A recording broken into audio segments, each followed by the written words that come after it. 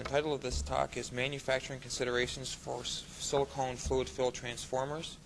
I'm Dr. Wayne Chatterton of the Dow Corning Corporation, and my co-authors on this paper are Mr. George Tosky and Mr. Jim Gowdy. The reason we want to talk today is that historically silicone fluid has been employed in indoor applications where the need for fire safety is obvious. Recently, there has been an increase in specifications for silicone fluid outdoors in order to take advantage of the same fire safety precautions for those transformers located near buildings. Small transformers that are normally indoors are usually made to order one at a time, whereas the production of outdoor transformers are usually of the pad mount distribution type, and they're usually done on a high-speed assembly line. What I want to be able to show today is that silicone can be used in these types of situations just as readily. First, a brief background. Silicone transformer fluid has been available since 1974. There are over 100,000 units installed today. These are at utilities, businesses, government installations, as well as commercial property owners' sites. Silicone is considered less flammable by the National Electrical Code, both indoor and outdoor applications. It offers excellent electrical, thermal, and chemical stability, and it provides safe, reliable operation over a long service life. It is essentially safe and easy to handle. First, a quick background on what silicone transformer fluid is. It's a dimethyl siloxyl siloxane backbone, and because there are 50 or between 40 and 50 of these units in a row, it's called polydimethyl siloxane, and it's silyl terminated.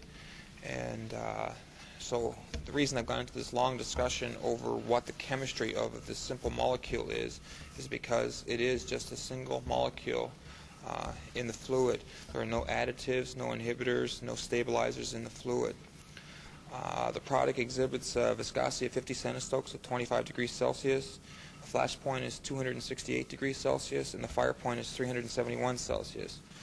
The dielectric constant measured by ASTM-D 924 is 2.7, and the dielectric strength is 35 kilovolts, and that's measured by ASTM-D 877.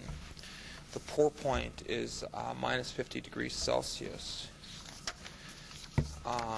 So you can see that the material is very similar to mineral oil with respect to handling and viscosity and electrical properties. We need to store the material. Obviously, you protect all high-purity transformer fluids from moisture contamination. That is during handling, storing, sampling, and inspecting the fluid, as well as using the fluid in the transformer. So you should store drums indoors in special areas or covered outdoors. And the bung on the drum should be down so that no water or rain can collect in the bung of the drum. The drums should be kept sealed until ready to use. If you have large storage tanks that you're going to be transferring the silicone in, these tanks should be inerted with nitrogen or argon first, and the fluid can then also be blanketed with an inert stream of nitrogen or argon. Normally, we would store the fluid in stainless steel or carbon steel tanks, and the carbon steel should be coated with a zinc primer or an epoxy paint-on primer for the bulk tanks. If stored correctly in the original container, silicone fluid has an unlimited useful life. When handling large volumes, tank trucks normally are used, and they must be clean and free of moisture. Obviously, if moisture gets into the liquid, the dielectric strength of the fluid will be decreased.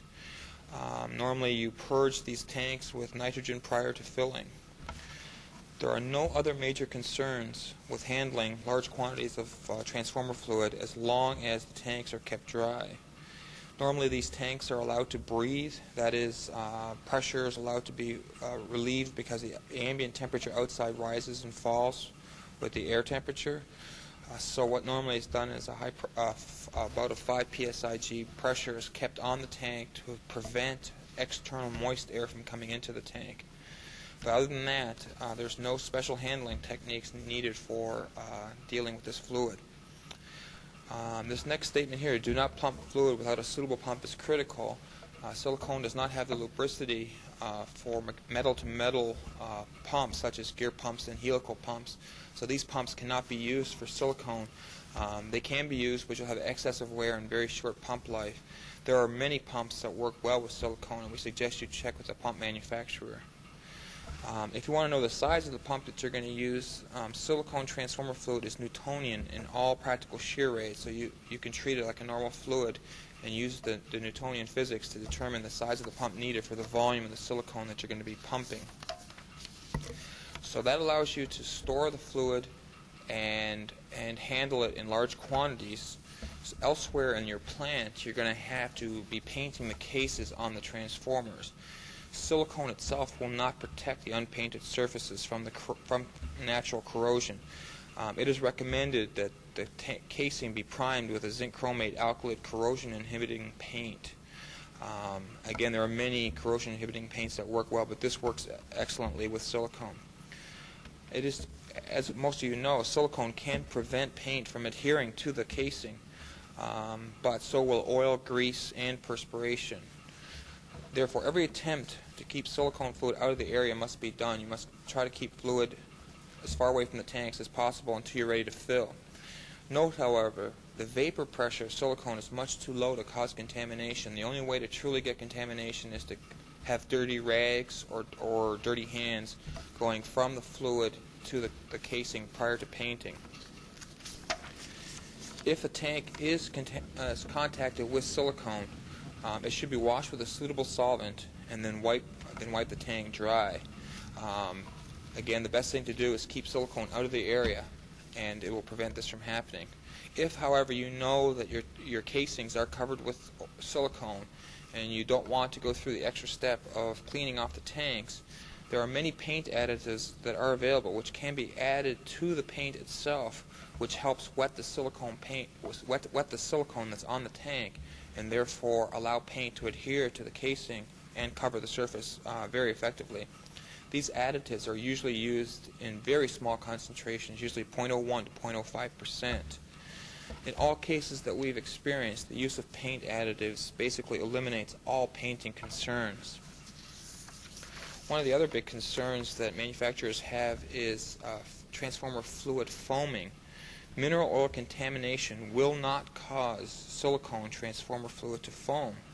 But that does not mean that you want to get mineral oil into the silicone, because if you get that will obviously decrease the fire point of the silicone, and if you get the mineral oil level above 3%, then the fire point of the silicone will drop below 300 degrees Celsius, and you will lose the less flammable rating that you get from the NEC. The converse story is not correct, though. Silicone at levels as low as 100 part per million can cause severe mineral oil foaming, under vacuum, of course. Ideally, the two fluids would never be mixed. This requires dedicated systems for handling the individual liquids. If this is not possible, a flush with a nonpolar solvent after the silicone has been used is recommended. And again, a nonpolar solvent would be like xylene, toluene, hexane, or Stoddard's solvent. The reason the flush is done after the silicone is that the silicone will cause foaming in the mineral oil. You don't necessarily have to flush after you've used mineral oil, although it's recommended if you want to maintain the fire point of the silicone. Again, you don't need to flush after mineral oil because you will not see foaming in the silicone. If, however, contamination does occur and mineral oil foaming starts, an antifoam should be used. Both 12,500 centistoke PDMS and 60,000 centistoke PDMS antifoams work extremely well for this purpose. You obviously must test the effectiveness prior to use, but we have found that these solutions can work as low as 0.2 part per million and will essentially eliminate your foaming problem. Antifoams are also good because they can be added any time during the processing. So if you don't see foaming, then you can just continue with your processing, and if foaming does start to occur later, you can add the antifoam later. The use of antifoams, however, requires a frequent agitation or a very well dispersed agent in the insulating fluid, and it is thus recommended that the antifoam be added as far upstream as possible, usually right at the tank where the mineral oil is coming out of. Just after that point, the valve there that allows the antifoam to pass through the system right through all the degassers and the filters, so that any chance for silicone contamination will be eliminated in those regions. The next slide here is about safety and environmental. I'm not going to talk very much about this because much has been written on it. There are many very good articles on the very positive environmental and safety aspects of silicone. You should note a few things here. Spills on soil are considered non-hazardous waste and can be legally landfilled. We do, however, recommend that you check with local and state governments. Minor spills on surfaces can be cleaned using absorbents such as polypropylene pads, ground corn cobs, untreated cellulose, or cotton fiber. Polypropylene pads work very well. They can absorb up to 13 times their weight in silicone and then can be mechanically squeegeed so that you can reuse the pads over and over again. Whenever I travel, people ask me what the most dangerous thing about silicone is, and what I personally feel is that silicone is very slippery. If you get it on your hands, it's impossible to pick anything up.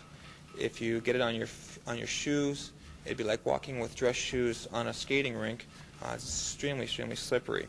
But silicone can be easily washed up with toluene, solder solvent, xylene, naphtha, and many other non-polar solvents, and therefore that should be done immediately if anything happens like that. Lastly, we need to fill the transformers. Obviously, you've painted them and you've taken the care to clean your lines out. Filling transformer, the procedures are identical to other liquids such as mineral oil, R-Temp, Alpha 1, and Midol 7131 ester. Obviously, the first thing, the tank or the casing itself must be dry, and the transformer temperature should be above ambient temperature to prevent moisture condensation. Transformers should be filled under vacuum to prevent air bubbles being trapped in the core. If you cannot fill under vacuum, then you should not apply voltage to the transformer for at least 24 hours after filling. This will allow any air bubbles trapped in the system to escape from the transformer.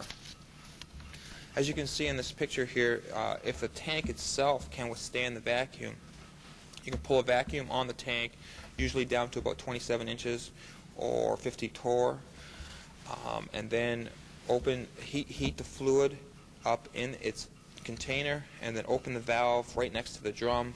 Fluid then passes through the cartridge filter, which removes any particulates which may be in your line, and then fills the tank up. Fill the tank under vacuum to the 25 degrees Celsius level, turn the valve off near the drum, and then continue to pull a vacuum anywhere from a half hour to 4 hours, depending on the size of the transformer, to remove any trapped bubbles in the tank. If the tank, however, is not designed to withstand vacuum, we strongly suggest that you put it in a chamber, such as this here. This vacuum chamber, the chamber can then be evacuated, and you can use essentially the same process. Here we show a slightly different one from either a drum or a tank. Open the valve next to the cartridge filter, allows the fluid to pass through the filter, which removes particulates. We then go through a liquid preheater. The reason the fluid is heated, obviously, is because you don't want cold fluid going in there, which might cause moisture to condense inside the transformer. Pass it through a liquid degasifier.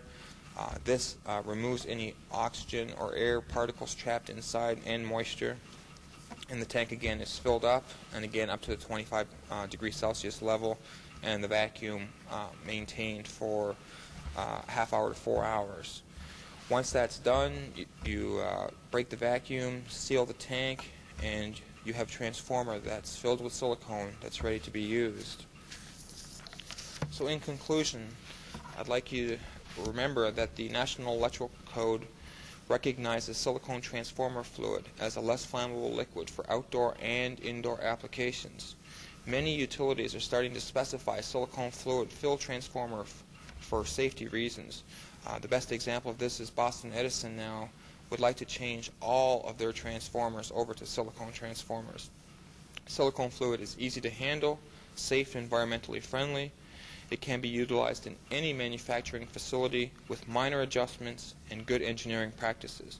The fluid must only be kept dry and away from other insulating liquids. Thank you.